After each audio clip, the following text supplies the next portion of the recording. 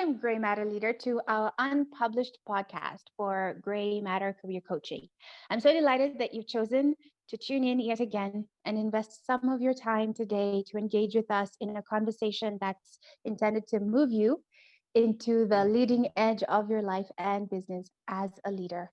At GrayMatter, we believe you have the power to activate the part of your brain scientifically known as the gray matter. And in so doing, you can take yourself out of autopilot thinking and behavior. Now, in case you're wondering, my name is Jeanette, and I'm the head of sales and communication here at GMC, also your host for today's leadership conversation. And I'm joined by my co host and founder of GMC herself, BJ Gray. Today, we are taking a step back and we're shifting gears a little bit to focus on a topic that is more life focused as opposed to just what happens in the corporate space, which I'm totally delighted about. And what we are going to be talking about is how we can wrap up this year. And yes, it has been a very challenging and exciting for some and frustrating for others year. So, how we can wrap this up, learn our lessons, take what we can, improve, get better, and reset for 2021. And I'm bringing BJ out because she's going to walk us through a really simple but profound process that even I'm excited to test out personally. But let me bring her out so she can tell you a little bit more about it. BJ, are you here? Yes. Hi, Jeanette. Thank you for that Hi, introduction. BJ. And yes, this is something I do every year, every single year, not just when we have a horrific pandemic or the I was world. being nice. I Yeah, was trying not to say horrific and awful. yeah, I know. This is something, Uh-huh. it's a good habit to get in no matter what kind of year it is. But this year in particular, 2020 has been full of curveballs and frustrating, like you said, and has really made all of us have to live a life in a very different way. So my process at the end of the year, and I started in December, and I wrap it up by the beginning of January, is to say goodbye to 2020. And I do this by first thinking about all the things that have caused me frustration and pain and grief. And I start to go into this process of writing forgiveness letters. And I want to talk to you about that today. And then the second step is I start thinking about all the results that I want to have in the new year.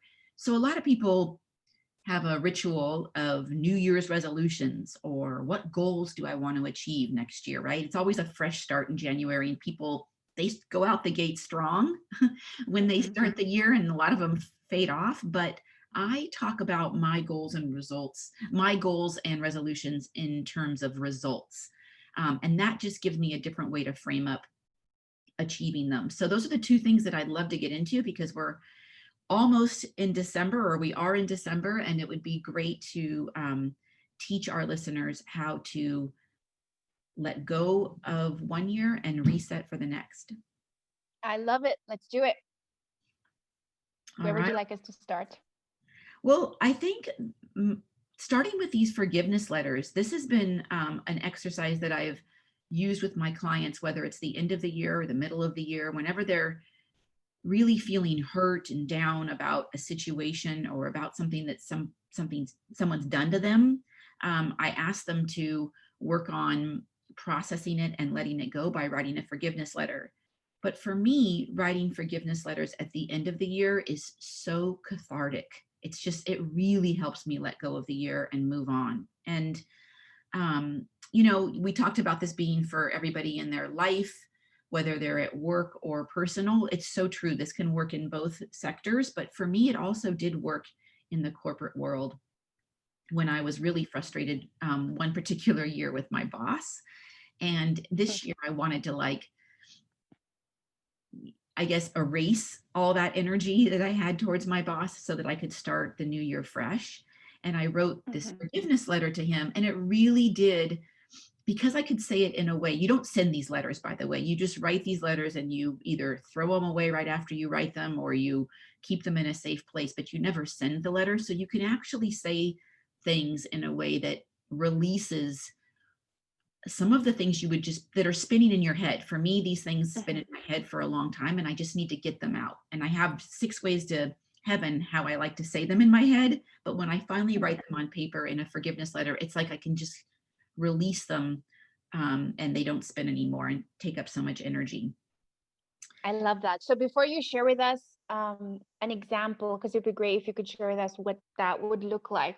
I was wondering, can we use this as as a way to take out all the the resentment, the frustration, all the negative emotions? Can we use this as a way of just downloading them on a paper, whether it's for ourselves or for someone else, and then maybe we just like tear it up and or burn it or something?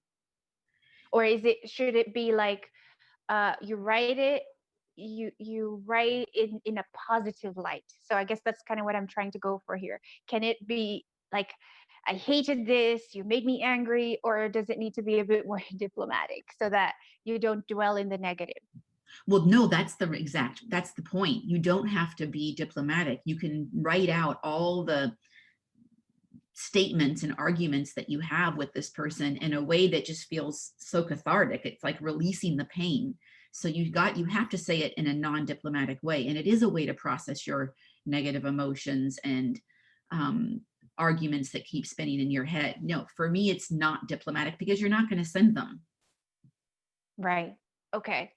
And this can happen even between family members. It can be between coworkers. It can be between a boss and an employee. Like this is, you recommend this for literally anyone who has something to release. Yeah, anyone who has something that it's an experience they've been through, whether with a person or with a situation like the pandemic, that you Yeah. can't like you can't control the situation, but you're very angry or you're very hurt Oh, by it. I love that. You know, you just gave me an idea. This would be a great exercise for every single human being on this planet to write this kind of a forgiveness letter because of the pandemic and, you know, because of the governments and the politicians and everything else that kind of puts that in that funk that's not so good. We could just like write it down so we can release that, right? Completely. Yes, exactly. Oh, that's such a great. Okay, so give us an example of what would it look like?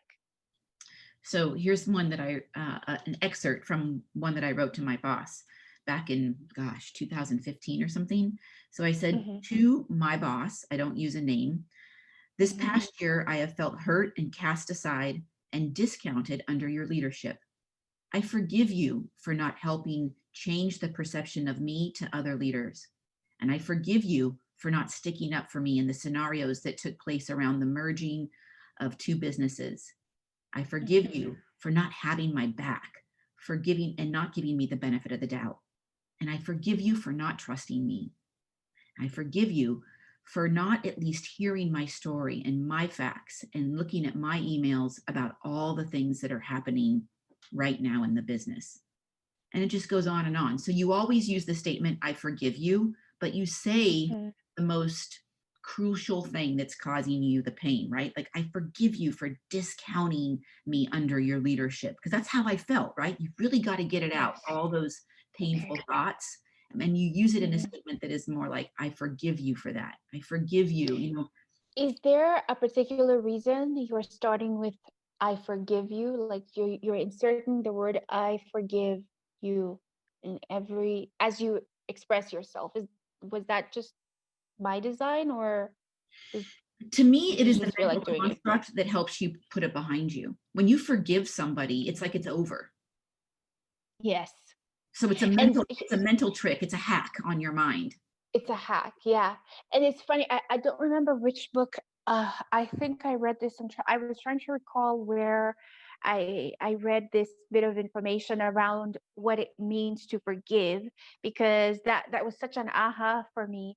In that book, I realized, or the author was saying, forgiveness has nothing to do with the other person. It has everything to do with me, the one who is doing the forgiving. And he or she broke it down into don't look at the word forgive as one word, break it down into forgive. So you give something for something better so it can free you, not justify what the wrong that happened or the other person.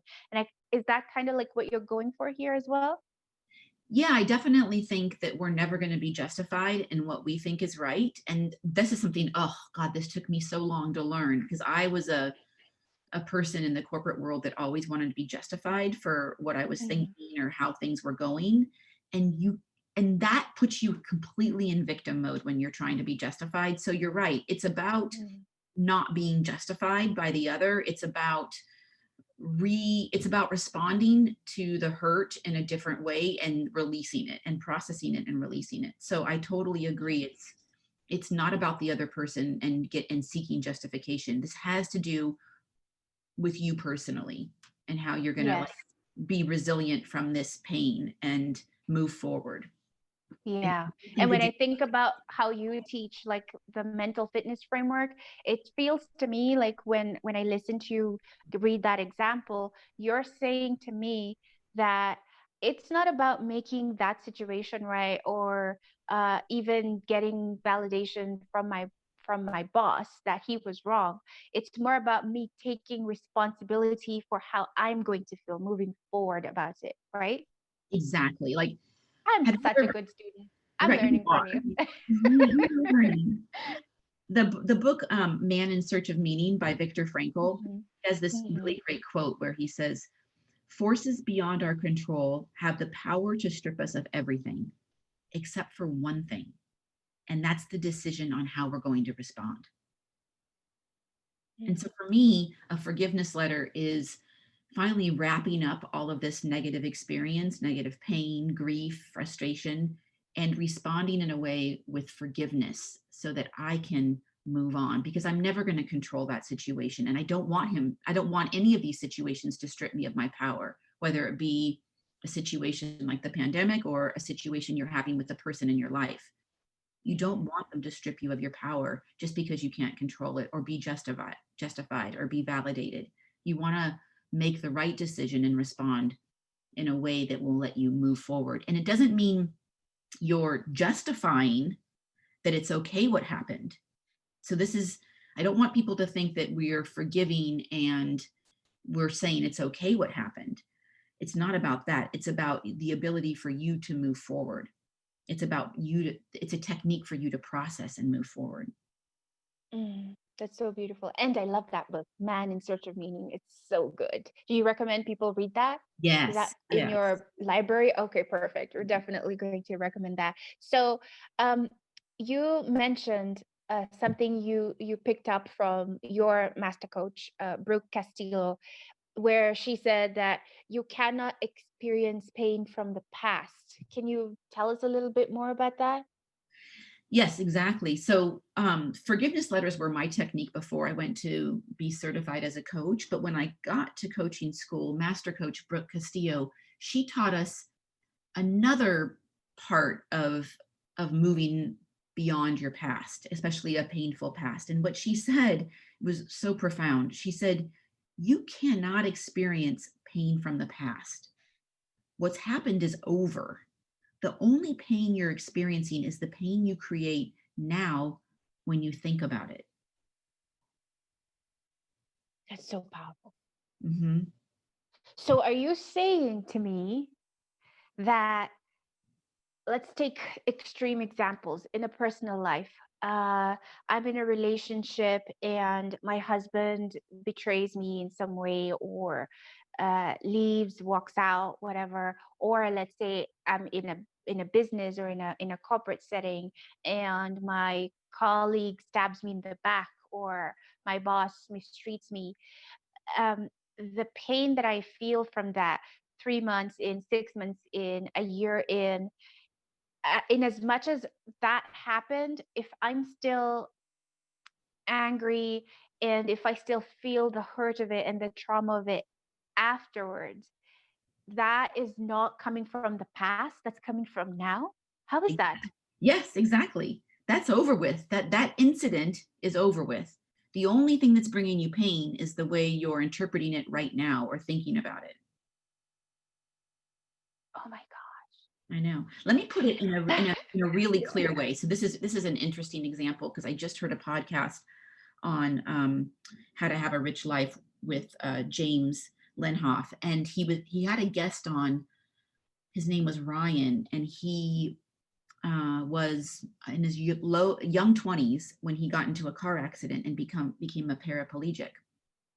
Mhm. And I mean, to me, that is the ultimate, you know, life-changing event. And if you want to like be sucked into victimization from that event, you could easily do that, right? I mean, imagine being able Yeah. to walk and run, and now you And can't. then, Yeah.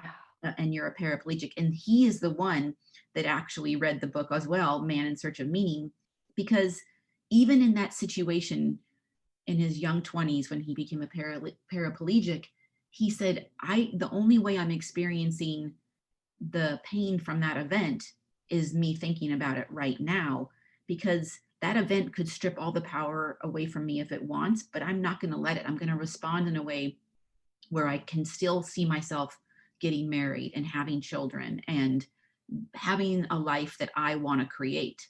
I don't need to like dwell on what happened. It's over with. It's already happened. And yes, it was painful to learn that I was in the hospital and I was never going to walk or use my arms again, but it doesn't mean I have to stay there. And if I stay there, it's because it's the way I'm thinking about it. So he was able to move forward just by taking on the philosophy that Viktor Frankl spells out. How are you going to pick yourself up and respond? How do you want to let Wow. go of that experience? Do you want to write a forgiveness letter to that experience and move forward? And this is how he has a great book out. I don't know the name of it. I'll have to look it up. But he's moved forward and he has gotten married. I mean, it was challenging. Don't get me wrong. It wasn't like just one day he became excited about his new situation, but he Yeah. definitely embraced, I can bring myself down by continuing to think about this in a painful way, or I can move forward. And so that's sort of what all the forgiveness is about as well. You have to forgive this So, incident, the person who ran into you, the situation that you're in. You have to forgive situations that you can't control. And a lot of us can't control how somebody speaks to us or how somebody won't validate us or whatever is happening at work. You can't control a lot of that. It and we doesn't can't mean, control when a pandemic hits. no, you can't control it. It doesn't mean it's right. It doesn't mean we think it's okay that it happened. It just means, how do I let go of it and move on? Yes. So, first, before we can create the new and actually make 2021 amazing, we need to create this space through the forgiveness letter. Yeah, new energy. We have to let go of bad energy and create new energy if we're going to create and achieve new results in the next year. So, once we've done the forgiveness, now we get into goals and results. Tell us about that. Yes. So, this is maybe, again, maybe my mental hack, but I find setting a goal to be very broad or very vague in some ways. And I think this is just, again, my point of view. I think people drop going after their goals 1, 2, 3 months into the year because it becomes sort of overwhelming. But the way Mhm. I look at a goal is by stating the result that I want. So, and that gives me a very prescribed strategy for how I'm going to achieve that result. And it also gives me a lot more ways to achieve that result. So, for example, so many of us go on diets starting on January 1st or January 2nd after they have their big Yes. New Year's Day, and they say, I want to lose 10 pounds. Okay, that's their goal. Well, that usually means you've got to go on a diet where you restrict your food and you've got to start exercising more. But if I said, what is the result you really want from losing 10 pounds? The result is you want to have a healthy body. You want to Yes. feel good. Well, you can Mhm. achieve feeling good in different ways, not just about um, letting go of, restricting your diet or exercising more. Because for some people, getting up every morning and going to the gym is just exhausting. They just don't want to get up, right? And that's when they start to like let go of their goals. But if you had Yes. another way to achieve that, maybe it's through mindset, maybe it's through setting up some other sort of ritual in your life. Maybe it's through herbs or CBD nowadays. You know, how else can you have a healthy body? So you can have more ways to achieve it. That's step one. But step Mhm. two, so then you're going to set this intentional mindset up for yourself when you go into stating a result versus stating a goal. And when we state a result, that goes in the R line of our model. And I know we've talked about it, I believe, before, the thought model, the tool that I use to help all my clients see how they're thinking and how their mindset is actually creating the life they're having. So, with the first part of achieving this result, you got to have an intentional mindset. So, if you put the result in the R line, which is at the bottom of the model, then you got to think about, what action do I need to take to create that result? And then you got to think Mhm. about, what feeling do I need to have to create that action? Because all of our behavior is based on how we feel. Yes. And then the next thing you got to do is think about, what thought do I need to have in order to feel this way? So we're working backwards up the thought model ladder. And Mhm. that starts to set this intention in your mind about achieving this result. So that's like the first thing I like to do. Do you remember the model So that we you, talked about? of course, yes. So you approach it from a strategic perspective. Exactly. And I have a two-part strategy process. One is setting the intentional mindset, and the other one is an action, you know, steps for taking action. And you focus more on the end result and not so much on the specific goal. Yes, because focusing on the specific goal becomes very overwhelming. I see. So this is probably why gym memberships work and then 3 months later, no one's at the gym. Correct. It's overwhelming when they have, that's their option, to get up and have to go to the gym 5 days a week at the crack of dawn, right? Like, people just aren't going to Mhm. keep that. Yeah. But if you Okay. put it in reverse, you can take a different strategy to achieve it and to stay with it. So do you have an example you want to walk us through? Let's see. If you wanted to become an influencer and your result was to become an influencer next year, right? How are you going to become an influencer? Like, what action do you need to take? And then you would write down on a piece of paper all of the steps, just brainstorm, just a big brain dump of all the things you would need to do to become an influencer. And then each one of those has obstacles. So let's just say, to be an influencer, you need to start a podcast or Mhm. set up an Instagram account. And so Mhm. what are all the obstacles to starting a podcast, right? And then Mhm. every obstacle that you make up, so you have to get learn how to record, you have to learn how to attract an audience, you know, those become obstacles.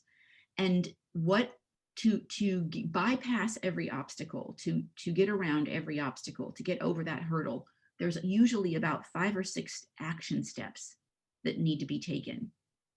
Well, I need to learn how to, you know, find my audience. Do I send out emails? Do I Mhm. go run ads somewhere? So Mhm. you start to come up with an actionable list of tasks that need to happen so you can get over that obstacle, because everything that you wrote out is an obstacle, and now you have an action towards that obstacle. And when I start working on those action steps one at a time, I'm just chipping away at achieving my result, and it doesn't seem so overwhelming. Because if you said, I want to be an influencer next year, doesn't that sound sort of like large? It does. It sounds big. Big. Sounds like, whew, there's a lot to do. Right, right. So if you break it down in terms of like the obstacles that are gonna come up, that you have to do to become an influencer, and then every obstacle has probably 5 action steps to take to get around it. Maybe you need to go get a business license. Maybe you need to set up a business to be an influencer. Like, it can be so many things, but if you just take some of those action steps each week, work on 3 of them. You will slowly get to that result of being an influencer. I love it. So you're kind of saying, instead of sitting down and coming up with this grandiose goal that we want to achieve in 2021 within a year, it's better to focus on, well, what is that result, and then break down strategically what uh, micro goals would lead to that result, and then take consistent action within those little micro goals instead of thinking of it like one big goal. Yes. Yes. Because your mind will That makes spin a on lot of all sense. those things that you have to do. I have to open a job. I have to get my clients. I have to get my followers. And you could just sit there every week thinking on Monday and be paralyzed about all the things you have to do. But if you break it down and concentrate on 3 steps a week, you slowly chip away at achieving it. So moving toward the obstacle is actually what you recommend. Like, it's good when I can name and write down and figure out all the obstacles that are essentially the steps that I need to take as my action plan, right? Totally. Exactly. Like even if you want to lose 10 pounds, what are your obstacles? Waking up early might be an obstacle for you. Uh-huh. So you have to like think about, Cookies might be an obstacle. what did you say? Cookies might be an obstacle. You got it for sure, but Yeah. not really if you allow yourself 1 cookie a week. One cookie a week. That's what I was thinking. But at least like writing them down like that, that's kind of the road to success, is not fighting against the things that we know are standing in the way of what we want, but rather like using them to help us get to where we want to be. Yes, and that has to be backed though by your intentional mindset. How do you have to feel to want to, take this action, right? Yes, You have a yes. result, you have actions that you need to do to achieve that result, but how do you want to feel? Because everything, all of our behavior is predicated on how we feel. So you constantly have to keep the thought model and an intentional mindset at the top of all this action. It's a two-part strategy. It's mental and it's, the actionable tasks. And the more mentally fit we are, the the better, at least, if not the easier, but the better we will be at executing on whatever we set out to do, right? Oh, completely. That's why I want everybody to become masters at the model. I want everybody to embrace working their whole entire life and everything that comes up through the model. I know you have something special that you're offering all our listeners, especially um, over the next month or so. And Mhm. given how tight your time is, do you want to tell us a little bit more about that and what you're making available for a short while?